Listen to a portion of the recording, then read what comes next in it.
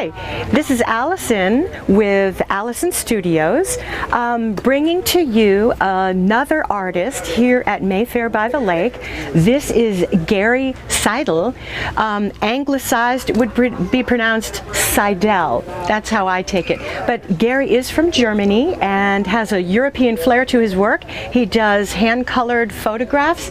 Garry, thank you so much for having us, and tell us a little bit about your work, how you got started and what you're doing. And I can't wait to show people this piece over here especially. Well, I'm from East Germany later on, but we left before the wall was built, and part of my work is concentrated on the history of East Germany and the wall.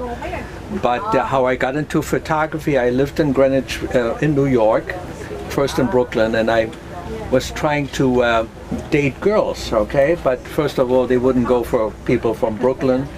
And then I ran into one in Manhattan. She said, I only date artists, so I had to be quick on the draw. And I said, I'm a photographer. She said, very good, show me your photographs. Of course, I had none.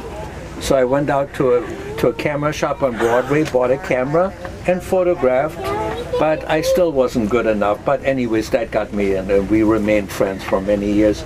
And then in the 60s, when I went back to Berlin, we escaped.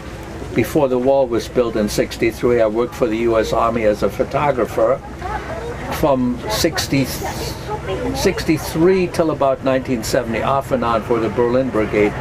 And I happened to photograph Kennedy when he came to the wall. Wow. And Kennedy actually spoke to me, and he said, what are the women yelling at me? And I said, Mr. President, they're asking, where is your wife? Wo ist Jackie? So, wow. And he said, oh, I know that routine, you know, they're only interested in her. Well, I said, she's a beautiful woman. So, but that's, for the U.S. Army, I worked as a photographer, photographing the Berlin Wall, photographing the history of the wall, and it was really a very touchy, fragile time. Do you have any photographs of the wall? Or I have pictures of the wall. Yeah, we'll have to take a look at those. Absolutely. We can skip to that or show them right now. Well, I want to show you the okay, let's do. Of the Berlin Wall. Absolutely. Right here. And JFK. Yes. Do you have a JFK here? There is JFK approaching the Berlin Wall. Look at that. Aren't these fabulous? What a history. You know, every artist has a different story and a different background. When you walk by, take a few moments and step inside a booth and get to know an artist a little. We are people to make friends with. Get to know us and ask us our stories. Each one is so different and so unique, and then you can appreciate the art that much better. But this is just fantastic. This is an historic photograph by Garry Seidel. Wonderful. JFK in there. 1963. 1963. Just fantastic. And the Berlin Wall, when was this one shot, Garry? This was in 89. The wall came down in 89. The East German government fell on, I believe, November of 89. I forgot the date, but I was in East Berlin before the wall came down with my friends. Yeah. And then I walked out with them through Checkpoint Charlie, and then they were free. And where did they go first? Woolworths. Got to get your nickel and dime items at Woolworths. And some people actually fainted when they went to some of the most beautiful stores in West Berlin. Really? Because there were no luxury goods in East Berlin. So, wow, for so long. But they adapted very quickly. Germans are very adaptable. And of course, West Germany helped the East Germans overcome. Fantastic piece. Let's go take a look at a few more pieces. One piece that really attracts my attention is this piece from Venice, but I also see this looks like a Parisian bridge. It's the most famous bridge in Paris, the Bridge of the Arts. Oh. And it almost fell down because it had locks, the love locks. Oh, the locks, so they had to remove the sidings off it. The bridge was about to fall down. Oh, wow. Yes. Because that's so amazing. I've seen the pictures Yes. with the love locks on there. Now, I lived in Paris for a time and studied art, actually. You would think that I would recognize and know the name of the Bridge of the Arts, the most famous bridge in Paris. Yeah. I should know that, but thank you for reminding me. Now, is this Germany? No, this is Prague. Prague, This is the Fred Astaire and Ginger Rogers building, Dancing Towers. Oh, there you go. This is Ginger, this is Fred. No doubt about it. Yeah. No doubt about it. Oddly enough, though, this is pink and that's blue. So they have the traditional colors of female and male reversed in this situation. Yeah. But anyway, let's take a walk around and look at a few more. This one is so vastly colored. That's hand colored, though. No, that is only one of my 2 real color shots. It's a subway stop in Europe. I'm going to lead you this way, so come this way, Gary, if you would. Yeah, and then another one of Paris. We have Rome, the Colosseum. Beautiful, stunning piece there with the full moon. Did you make a composite image? It's a double exposure. Double the moon was actually there, and I double exposed it down. Yeah. And I love the complementary colors. The moon, a little bit of a pale pastel green, and then blue on the top, which is opposite on the color wheel from the oranges in illuminating the Colosseum. This was taken about 3 years ago, so if you go to Rome, the Colosseum will be much wider because of pollution. And they stopped all traffic going around the Colosseum because of that. They tried to restore the color. Wow. Yeah. It's been quite a few years since I was in Rome, so I was able My wife's to go favorite around. city. Yeah, Every mine too. Mine her. too. I think so. Italy is a favorite country, Yes, and yeah. Rome, I think, is my all-time favorite city. Wonderful. Only because Venice doesn't count. It's so different and unworldly-like that it doesn't count as a city in my mind. It would be my favorite city, but Rome is my favorite city. Now, this piece I want to talk about and then get back to Venice, but this piece is particularly interesting. Its grandeur and size, its prominence here in your booth, also the colors, but the subject matter. Can you tell us about this? Where did you find this? It's in a prison. Oh my. It was a chair for the prisoners to have a shave and haircut. Wow. Yeah, it was a barber chair from 1929, and that was a prison cell. It's now a museum. Many prisons have become museums because people are fascinated, especially after that movie, The Shawshank Redemption. Yeah, exactly. Yeah. You know, film is a very important art form as well, and it really does help open up the culture and open up things to people that they didn't have access to before. I would have never guessed that this was a barber chair from a prison. What country was this prison? No, this was in Philadelphia. In Philadelphia? Oh my. It was one of the first prisons that became famous, and it was saved from destruction by some wonderful people, and it's now one of the most successful museums for prisons. Wow. Yeah. Wow. Do you know, by any chance, how frequently the prisoners were given such a luxury treatment? I think every 2 weeks. But every 2 weeks. There's a sinister by note. Some of them had their last shave and haircut there. Yes, absolutely. Absolutely. Well, maybe we should end on a high note. Let's step over here and take a look at Venice and breathe some new life. Now, I happened to live in Venice for a time, and I was there during Acqua Alta and Carnivale, so I was invited to a Venetian Carnivale masquerade ball back in 1984, which was just 5 or 6 years after Carnivale was reinstated and almost rediscovered. Today, if you're in Venice during Carnivale, it's almost like a cross between Disney World meets Mardi Gras. It's so over the top. It's just incredible. Giant platforms with stages and outdoor. I was there when it was still very subtle, and you just had these occasional masked people wandering around. It was still it had a sense of authenticity to it.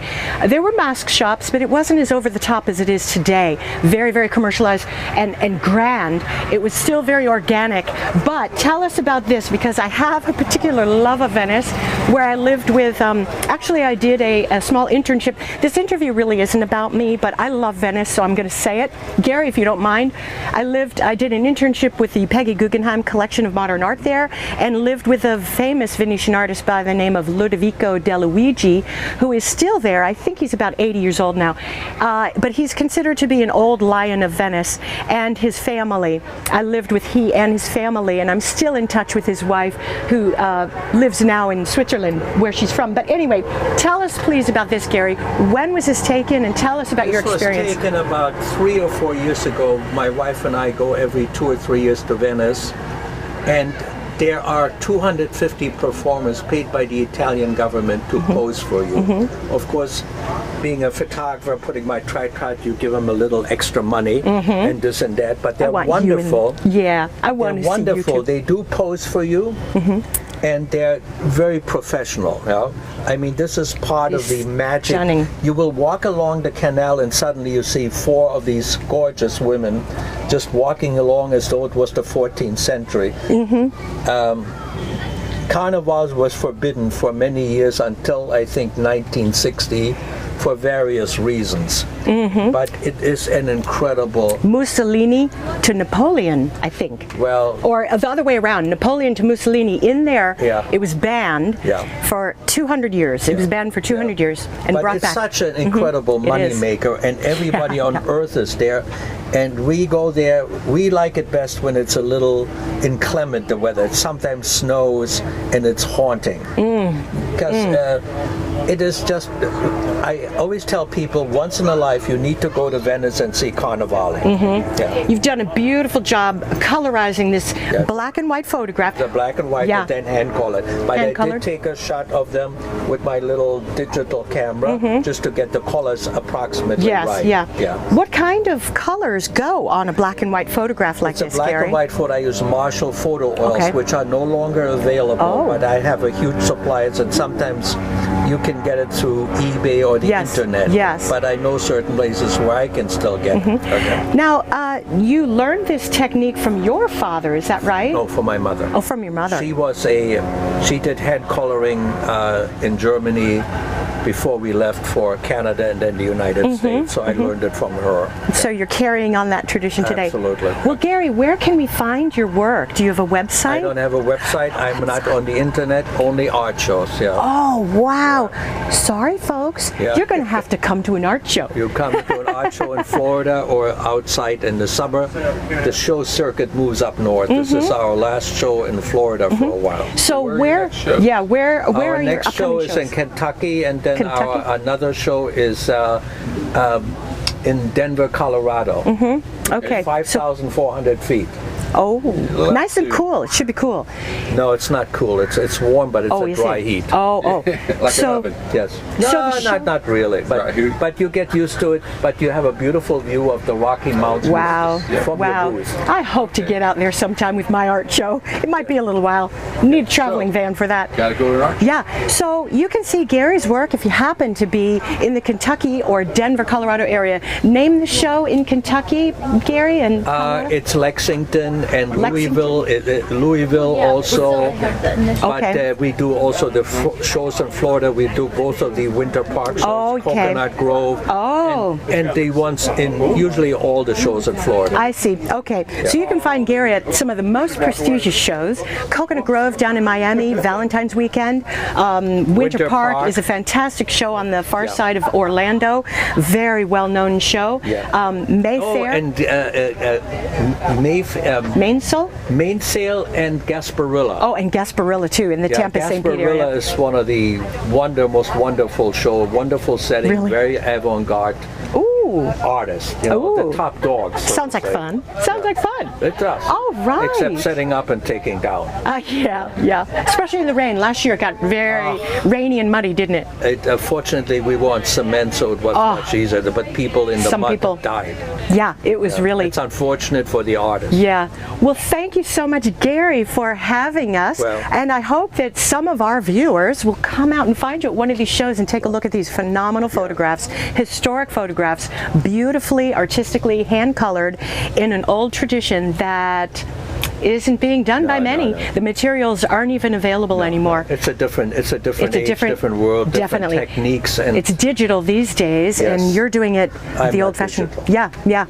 Do you do the large enlargements in your own darkroom? Oh, yeah, I have my own darkroom. I have my own Oh, I darkroom, know, because I used to do that back in the 80s. Yes. Okay, so I guess, thank you so much. I'm just so excited to share this. So you come look for Gary at one of these shows, and Gary, tell him that you met him through me. All right, bye. Okay, thank you very much. That was so, that's so.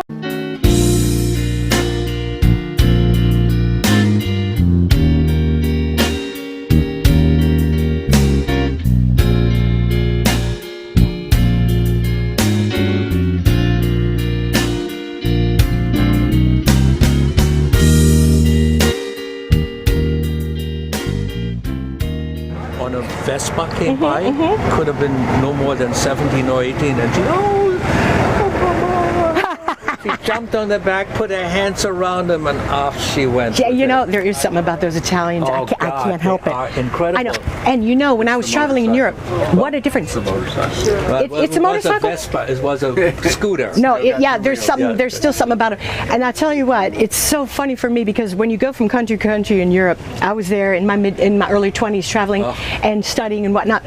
And it's funny because each country has its own distinct feeling. Right. And so when I went from Austria, where there's a very Germanic type mentality, and the uniforms of the conductors and the this and that, and then you cross over the border and you're in Italy, it's like every Italian train conductor guy is so suave, and he's got like a Giorgio Armani uniform, and it's like, whoa! Yeah. What a distinction there. It's funny, it's funny. The 60s, I remember I was in Rome, and there was a crossroads with cars. And I don't know, the Italians never had accident, but they came close. Oh, no. And No time, lines, one of no these lines. small ones, these had an open top. Two cars almost came to crash, and out of that hole in the middle of the top came the most gorgeous one. Looked like Sophia Loren, well endowed, and she gave them. As if Sophia isn't well endowed. You know, that's Italy. As if Sophia Loren isn't well endowed. This one's even more well endowed. She was Italy, and then we were in Florence 2 years ago, and there was a square in the middle, and the men were sitting for their lunch or something like that, and out walks an older woman dressed to the hills with high heels, short skirt, boobs out, and amore. Only the Italians. I know. There's something about the Italians. The language is so beautiful. You can say the worst thing, and it is beautiful. I know it. Can't help it. Gotta love Italy. Thank you so much. We had great fun. Well, I almost.